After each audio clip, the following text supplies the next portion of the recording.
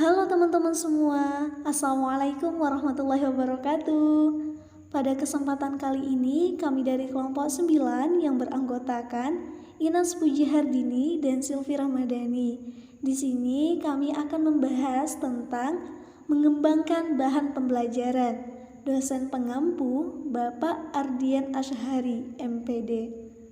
Nah, untuk penyampaian materinya akan disampaikan oleh teman saya, yaitu Inas Puji Hardini. Baik, di sini saya akan menjelaskan tentang yang pertama yaitu pengertian bahan belajar. Istilah yang banyak digunakan dalam kajian desain pembelajaran adalah instructional material, yaitu bahan pembelajaran yang mencakup seluruh bentuk pembelajaran seperti petunjuk bagi instruktur, modul peserta didik, overhand tanpa ration atau OHP, yaitu video tapes dan web pages yang untuk pendidikan yang jarak jauh. Bahan pembelajaran juga disebut dengan material yang bisa dibedakan dengan tools atau peralatan dan device yaitu perangkat atau alat. Di samping itu juga menggunakan istilah bahan ajar, learning material, dan teaching material. Semua itu mengacu pada perangkat bahan yang disusun secara sistematis untuk kebutuhan pembelajaran dan sumber dari bahan cetak. Alat bantu visual, audio, video, multimedia, dan animasi, serta komputer dan jaringan. Selanjutnya yaitu pengarahan pengembangan pembelajaran. Terdapat dua macam pengembangan pembelajaran, yaitu pengembangan pembelajaran sekaligus sebagai guru, dosen, atau instruktur, pengembangan pembelajaran yang bukan sebagai guru, dosen, atau instruktur. Namun, peranan pengembangan pembelajaran tidak hanya berperan sebagai pengembang, tetapi sekaligus pengembang materi. Nah, sebagai dosen, guru, atau instruktur, juga bukan hanya sebagai memberi pembelajaran yang sehari-hari berdiri di depan kelas untuk menyajikan materi, melainkan sebagai guru, sebagai pengembang pembelajaran, dan mengembangkan desain pembelajaran.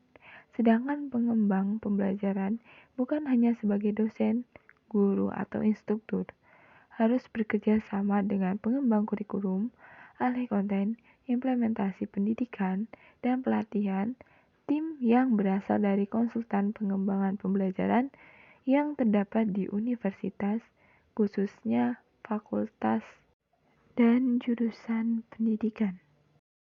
Jenis bahan pembelajaran.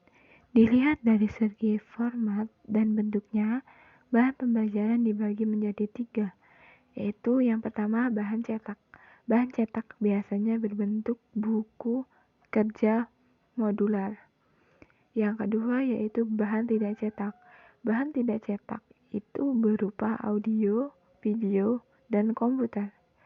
Sedangkan ada lagi yang ketiga yaitu kombinasi cetak dan bukan cetak. Selanjutnya dilihat dari sistem pelaksanaan dan pengembangannya, bahan ajar dapat diklasifikasi ke dalam 3 bentuk, yaitu sistem pembelajaran mandiri, yang kedua sistem pembelajaran tatap muka, yang ketiga sistem pembelajaran kombinasi.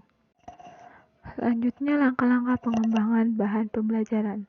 Terdapat 6 langkah pengembangan bahan belajar, yaitu yang pertama mempersiapkan garis besar bahan pembelajaran, yang kedua melakukan penelitian, yang ketiga menguji bahan pembelajaran, menyusun atau memodifikasi bahan, menyediakan dan membuat bahan pembelajaran, menyeleksi aktivitas pembelajaran.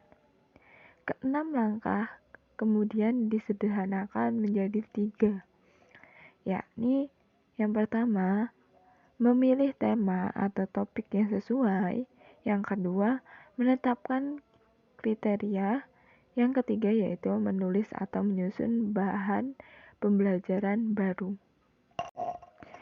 Cukup sekian presentasi dari saya. Banyak salah kata, saya mohon maaf. Saya akhiri. Wabillahi taufiq wal hidayah. Wassalamualaikum warahmatullahi wabarakatuh.